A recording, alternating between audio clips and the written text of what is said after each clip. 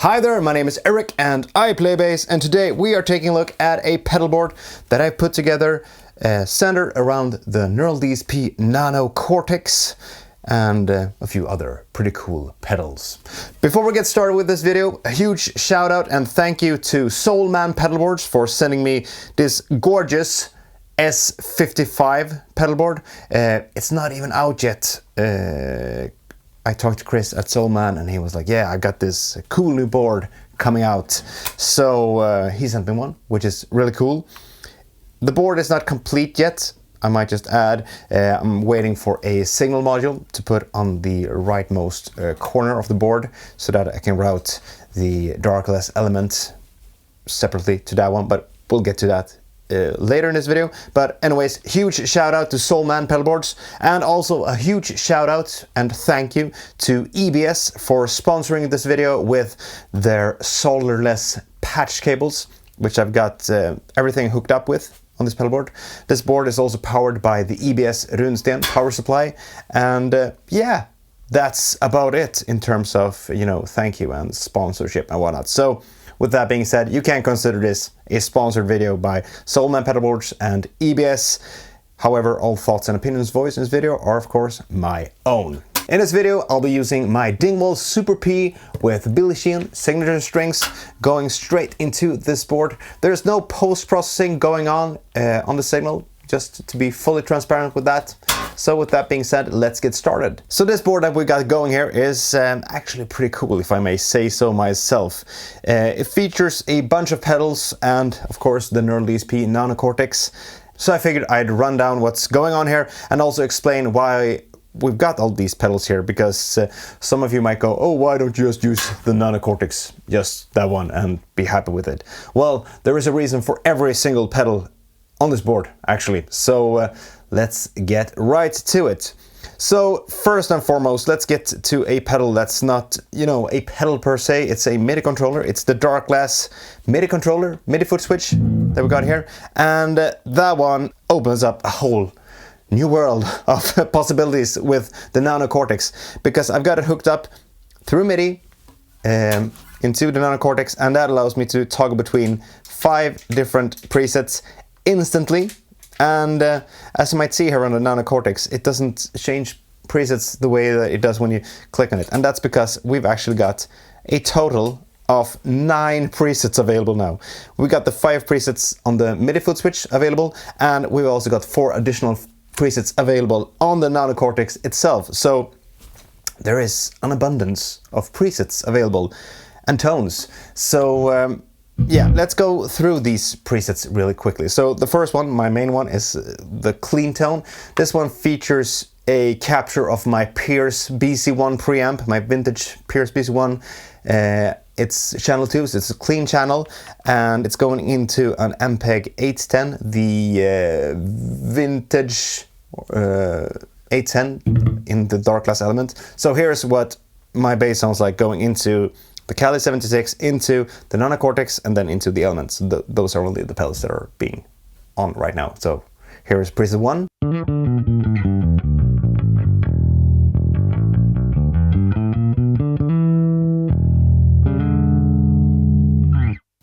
Preset 2.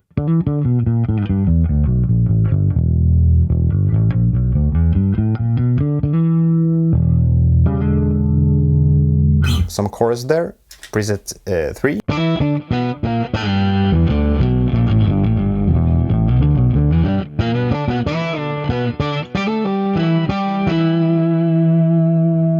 So lead tone. Then we've actually got a capture of the Take 21 Steve Harris preamp. So it sounds like, which sounds like this.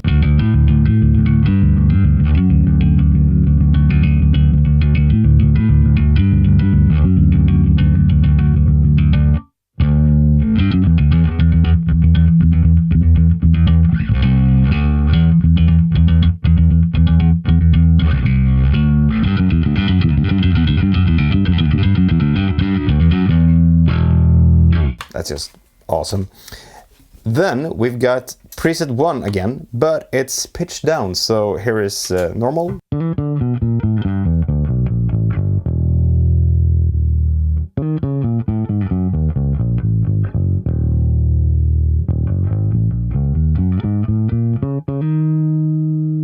That's really cool. Then on the Nano Cortex we've got 4 presets. So we got this one.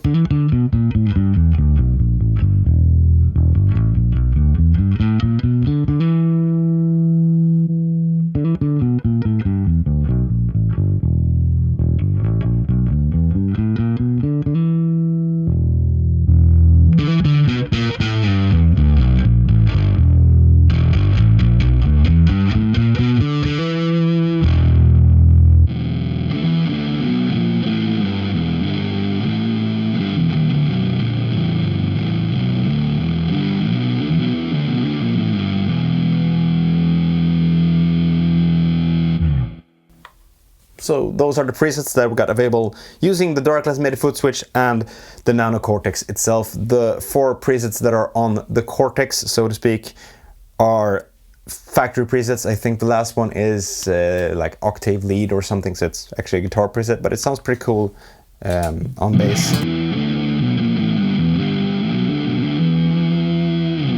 I must say. So yeah, and of course the Nano Cortex also functions as the tuner here, so that's cool. So that's the Nano Cortex with the Kali 76 and also the Suncoast LM1 and the Element.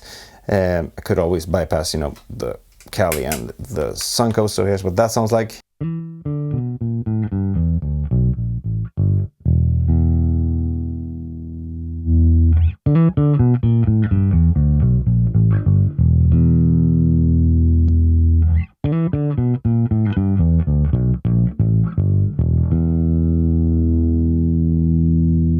So let's go through the signal chain, shall we? So first up we've got the EBS OctaBass.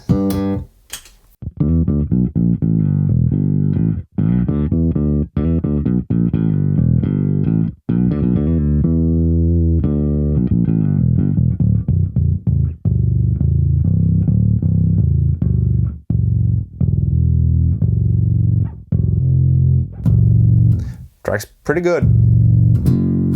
Low F sharp, low F, low D, low E, sorry.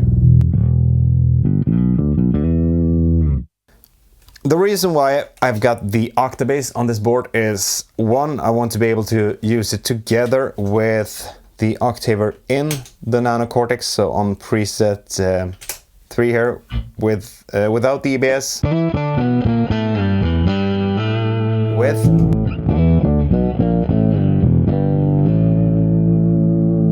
you just get this massive wall of sound, so that's pretty cool.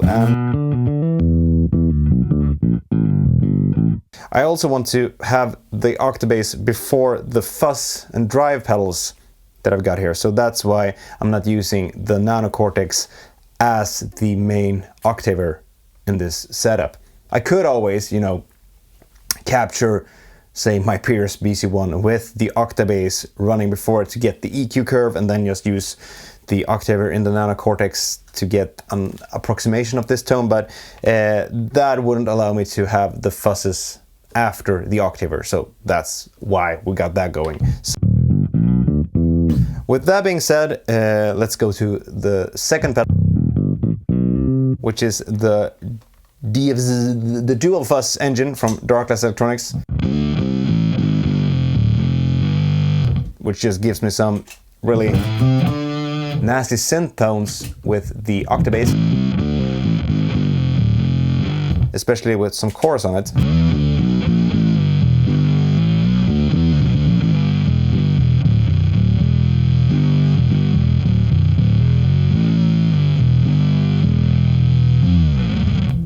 So that's pretty cool, and it also allows me to get some, you know, lead.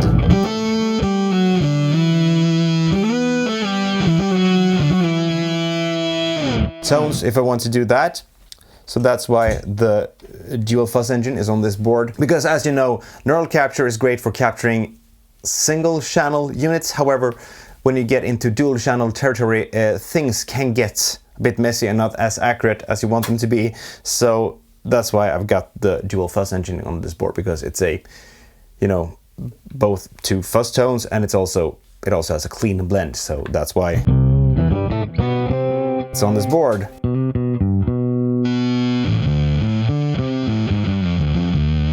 It also sounds pretty darn nasty.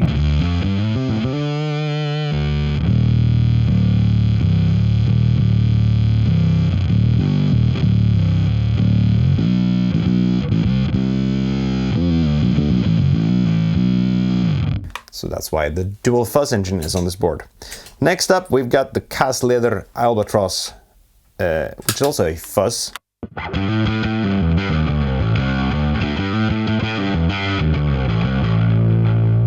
However, this is also a G-FET drive, so if you dial the blend all the way back, perhaps increase the output a bit, you get this tone.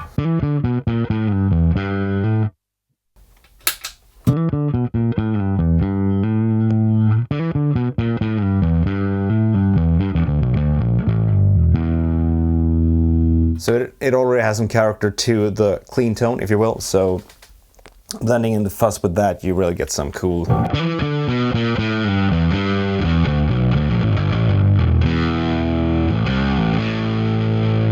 And combining it with the OctaBass.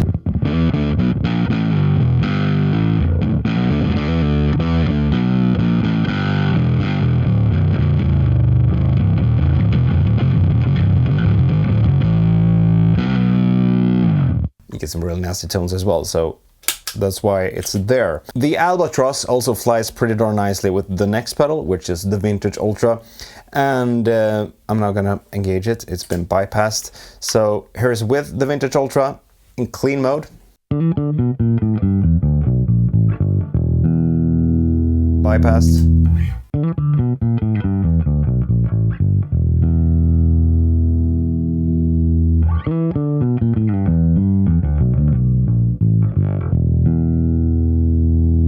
So it's a bit of a low mid, high mid boost to that one, but yeah.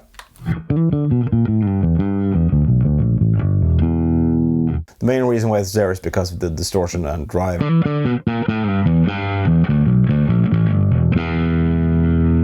Let's increase the drive, shall we? So let's do like so, and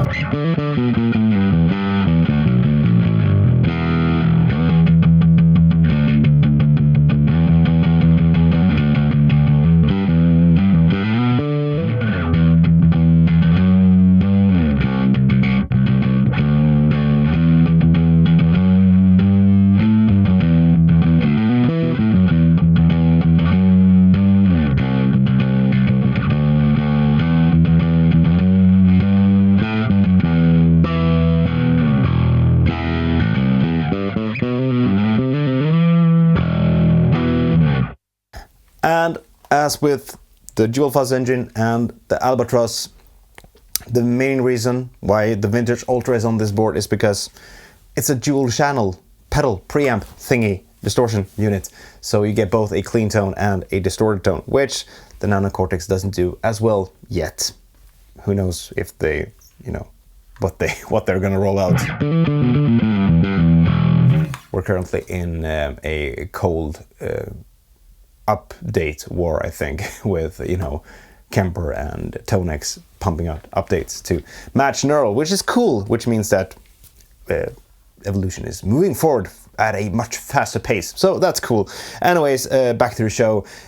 The main reason why the Vintage Ultra is there is because, well, it's a great distortion unit.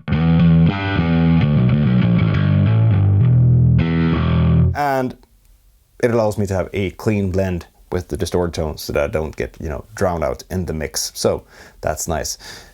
Going out of the Vintage Ultra, we're going into the Kali 76 from Origin Effects, which is the compressor on this board. I've got it set for, I don't know what the ratio is there, maybe like 8:1 or something like that.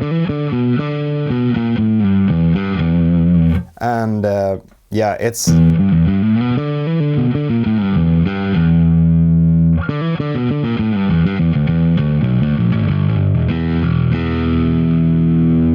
It just glues everything together. It sounds and feels really great to play through. So that's why the Kali is there. Then we're going out from the Kali 76 into the Nano Cortex. And like I said, in the Nano Cortex, we're using mainly the Pierce BC1 Channel 2 captures that I've got available on the cloud, actually, if you want to check those out. And out of the Nano Cortex, we're then going into the Suncoast LM1 dynamic limiter, which I've had on my board since it came out, essentially. I've had it on multiple iterations of my pedalboard, and it's just an amazing limiter that it feels like playing against a brick wall in the best way possible, so to speak. It allows my signal to not get too hot and clip, and yeah, it just glues everything together and it feels great to play through. Without it, you can hear the signal gets way hotter.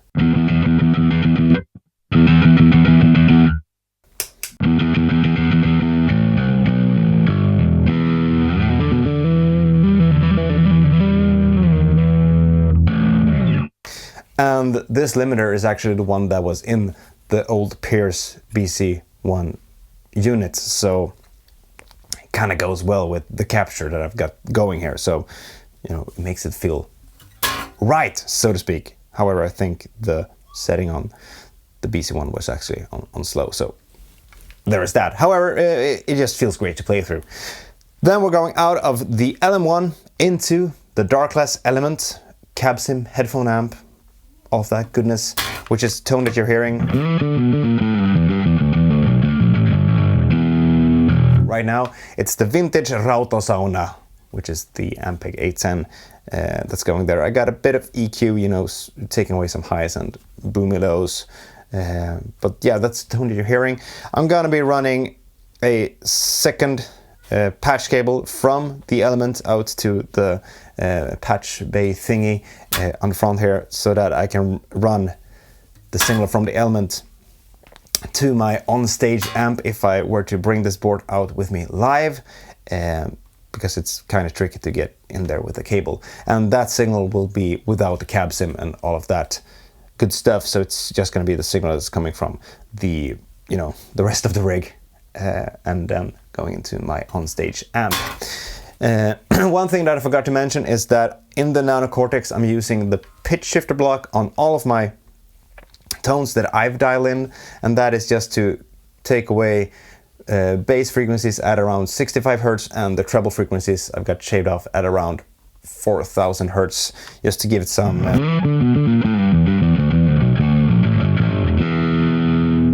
less harshness and less boominess. So yeah, that's what's going on there. And that's the signal chain that we've got going here on this pedalboard. And like I said, everything is here for a reason. The LM1, it's a compressor unit, as is the Kasleder 76, and the Nano Cortex doesn't do compression as of now. As of me filming this, you never know in the future what's coming. Maybe there never will be compressors in the Nano Cortex, and that's cool as well. The reason why I've got the Element is that it's got an XLR output, which is cool, and it's also a headphone amp with Bluetooth, which I found really useful when I'm sitting practicing songs late at night when the kids are sleeping and I should be sleeping too. So that's really useful, and like I said, it also allows me to split the signal that's coming from the LM1 into the amp, because I want the LM1 on the signal that's coming, that's going to the amp. I don't want to use the second output on the Nano Cortex, which, I mean, I could use output R to run that one to my on-stage amp. However, I kind of feel like I want to have the LM1 included in the signal as well. So that's why these additional pedals are here on this board.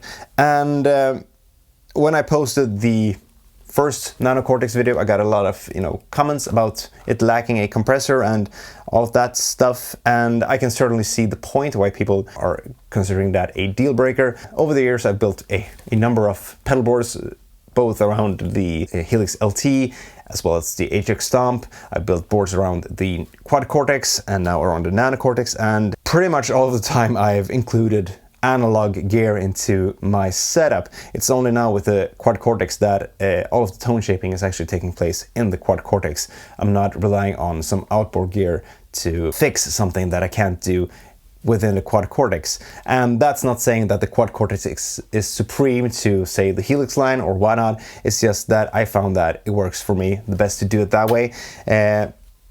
However, with that being said, I've been a huge user of outboard analog stuff along with my digital modelers for years. I've used the Suncoast gear quite extensively with my Quad Cortex and with the Helix line. I've used outboard compressors and outboard drive pedals just because, you know, it's fun also. Don't forget that. It's fun to build boards, or at least I think so. And there are a number of bass players who build boards and post quite frequently who also include analog pedals, especially compressors, on their builds. So I figured it's worth mentioning that quite a lot of players are actually using, you know, outboard compressors, analog compressors with their digital modelers. I certainly see the point in the Nano Cortex not having a compressor because, you know, it's a really small and neat package, and it would be really nice to see it being an all-in-one unit that also has a compressor like the HX Stomp that you just, you know, put in your gig bag and off to the gig you went. However,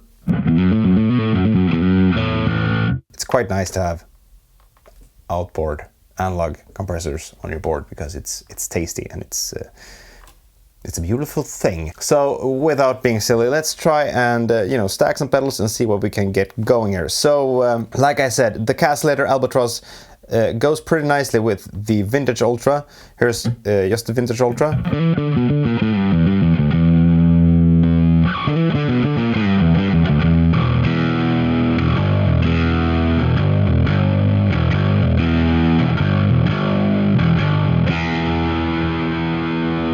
Let's dial down the drive a bit, shall we? So, like so.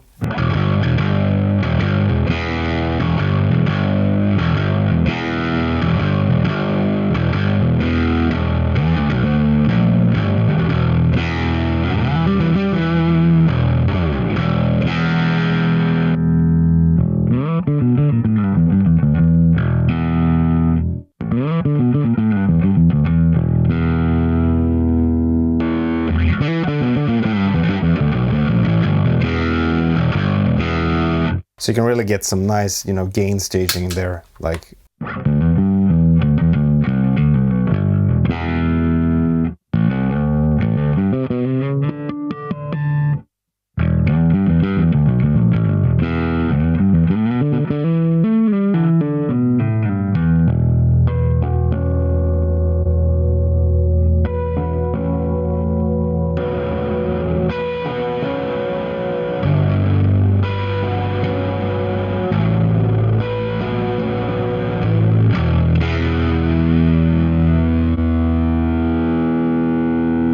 Or if you stack the dual fuzz with the Vintage Ultra.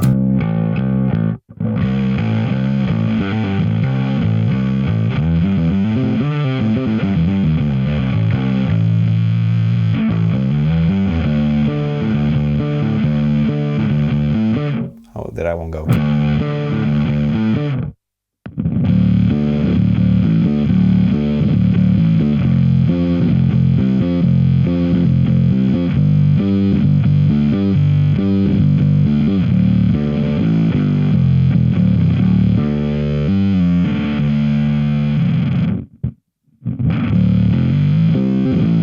Without the Vintage Ultra.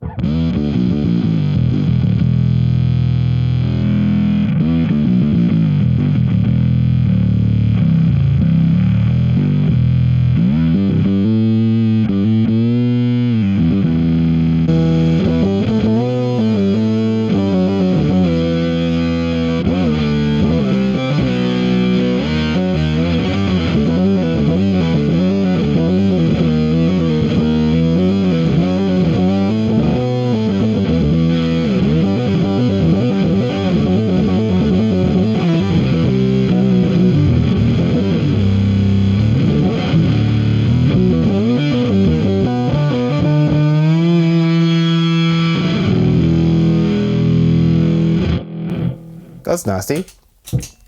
So yeah, you can really, you know, stack them up pretty nicely and roll off the tone and get, you know, a tone like this.